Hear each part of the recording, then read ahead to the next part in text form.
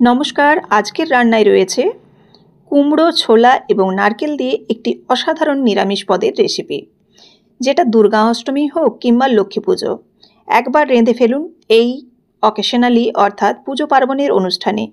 সম্পূর্ণ নিরামিষ পদ, দেখতেও যতটা সুন্দর, খেতেও ততটা পুষ্টিগুণে ভরপুর। তো চলুন দেখুন, এখানে আমি নিয়ে নিয়েছি ছোলার ডাল। ছোলার ডালটা আমি ভিজিয়ে নিয়েছি মোটামুটি 1.5 থেকে 2 ঘন্টার মতো।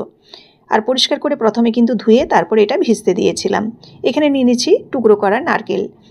এটা একদমই ফ্রেশ নারকেল, আর নারকেলের কালো খোসাটা আমি একটু তুলে নিয়েছি। আর এখানে দেখুন কুমড়োটারও কিন্তু খোসাটা আমি রেখে দিয়েছি, কেন কি এটা কচি কুমড়ো, আর এই সবুজ খোসাটা থাকলে কিন্তু রান্নাটার টেস্টও যেমন হয়, দেখতেও ভালো হয়, কুমড়োটা কিন্তু গুলাও হয়ে যায় না রান্নার পর। এবার দেখুন, এই যে ছোলার ডালটা ভিজিয়ে রেখেছিলাম, এটা একটা প্রেসার কুকারের মধ্যে খুব সামান্য জল দিয়ে একটা সিটি দিয়ে দেবো। এই ছোলার ডালটা কিন্তু খুব একটা বেশি সেদ্ধ হওয়া যাবে না, একদম যেন গোটা গোটা থাকে। এদিকে দেখুন, আমি সাদা তেল আর ঘি এখানে দিয়েছি, তার মধ্যে হলুদ গুঁড়ো দিয়ে দিলাম। হলুদটা প্রথমেই দিয়ে দিচ্ছি যাতে এই আদা বাটাটা না ছিটকে যায় চারদিকে। আদা বাটাটা কি হয়, সরাসরি তেলে বা ঘিয়ে দিলে প্রচণ্ড রকম ছিটাতে থাকে, সেজন্য আমি প্রথমে হলুদ গুঁড়োটা দিয়ে দিলাম, তারপর আদা আর কাঁচা লঙ্কা বাটা একটু দিয়ে দিয়েছি, খুব সামান্য লবণও দিয়ে দিলাম। লবণটা দিলে কিন্তু এই ছিটানোটা একটু কম হবে। হলুদ আর লবণটা দুটোই কিন্তু এরকম যে ছিটিয়ে যায় সেটার কিন্তু অনেকটাই কাজে লাগবে। কাশ্মীরি লঙ্কার গুঁড়োটা অবশ্যই তেলে দেবেন, তাহলে কিন্তু কালারটা ভালো আসবে। কাশ্মীরি লঙ্কার গুঁড়োটা দিয়ে দেখুন আমি এখানে জল দিয়ে দিয়েছি। জলটা দিয়ে খুব ভালোভাবে নাড়াচাড়া করে নিলাম, মিশিয়ে নিলাম, কারণ মশলাটা এবার কষাতে হবে। এর মধ্যে ধনে গুঁড়ো আর জিরে গুঁড়ো দেবো। ধনে জিরেটা দেওয়ার পর এবার আমি নাড়াচাড়া করে নেব। ধনে এবং জিরে গুঁড়োটা 1/2 চামচ করে দিচ্ছি, খুব একটা কিন্তু এখানে মশলা লাগে না।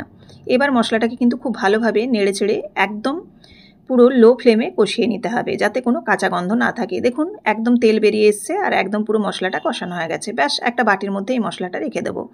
এবার কিন্তু রান্নাটা ছটপট হয়ে যাবে, এই জন্যই আগে আমি মশলাটা রেডি করে নিলাম। এবার দেখুন এখানে আমি দিয়ে দিচ্ছি সর্ষের তেল, চাইলে এখানে আপনারা ঘি দিয়েও পুরো রান্নাটা করতে পারেন। এবার এখানে দিয়ে দিয়েছি ওই যে আমি ছোট্ট করে টুকরো করে রেখেছিলাম নারকেলগুলো, ওই নারকেলগুলো একটু ভেজে নিতে হবে হালকা নাড়াচাড়া করে। একটু লাল রং যখন ধরে আসবে তখন নারকেলগুলো কিন্তু একদম ভাজা কমপ্লিট। আর এই অবস্থায় আমি নারকেলটাকে একটু দেখুন সরিয়ে দিয়েছি সাইডে।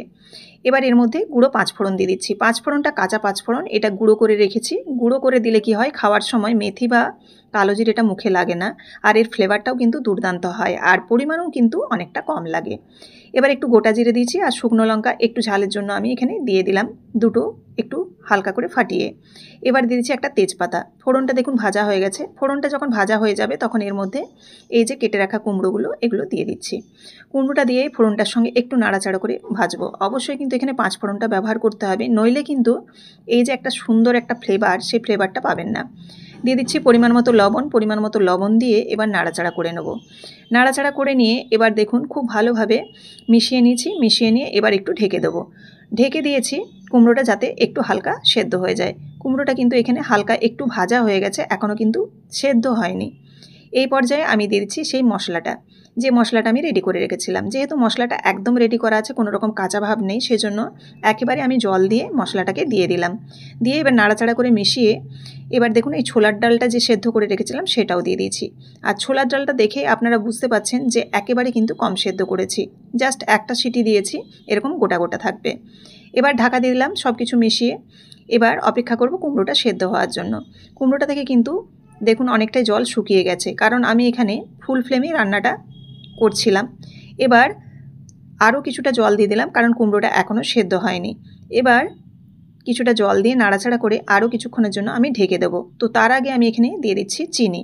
চিনিটা কিন্তু অবশ্যই দিতে হবে এখানে, মিষ্টিটা, কারণ এই যে নিরামিষ তরকারি, এই তরকারিটা একটু মিষ্টি মিষ্টি খেতে হয়। আর এই তরকারি কিন্তু লুচি, পরোটা, রুটির সাথে কিন্তু দুর্দান্ত লাগে। এবার দেখুন ঢাকা দিয়ে দিয়েছিলাম, ঢাকা দিয়ে একদম কিন্তু কুমড়ো সেদ্ধ হয়ে গেছে। আর কুমড়োটাকে একেবারে গলিয়ে ফেলবেন না, তাহলে এতটা টেস্ট পাওয়া যাবে না। সেজন্য আমি একটু শক্ত শক্ত রেখেছি, আর একদম কিন্তু সেদ্ধ হয়ে গেছে কুমড়োটা। দেখুন একদম কিন্তু কুমড়ো সেদ্ধ। তো চলুন এবার গ্যাসের ফ্লেম অফ করে একটা সার্ভিং বলে রেডি করে নিই। এই রেসিপিটি দুর্দান্ত খেতে হয় এই নিরামিষ দিনে, বিশেষ করে পুজো পার্বণের দিনে।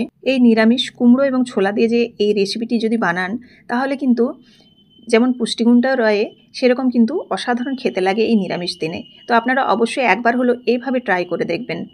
রেসিপিটি যদি ভালো লেগে থাকে অবশ্যই লাইক, কমেন্ট এবং শেয়ার করতে ভুলবেন না। আর ফেসবুক থেকে দেখে থাকলে অবশ্যই পেজটিকে ফলো করে দেওয়ার অনুরোধ রইল এরকম প্রত্যেকদিন নিত্য নতুন রেসিপি দেখার জন্য। আর ইউটিউব থেকে অবশ্যই নতুন বন্ধুরা সাবস্ক্রাইব করে পাশে থাকবেন। প্রত্যেক দিনে আমি নতুন নতুন রেসিপি আপনাদের সাথে শেয়ার করি।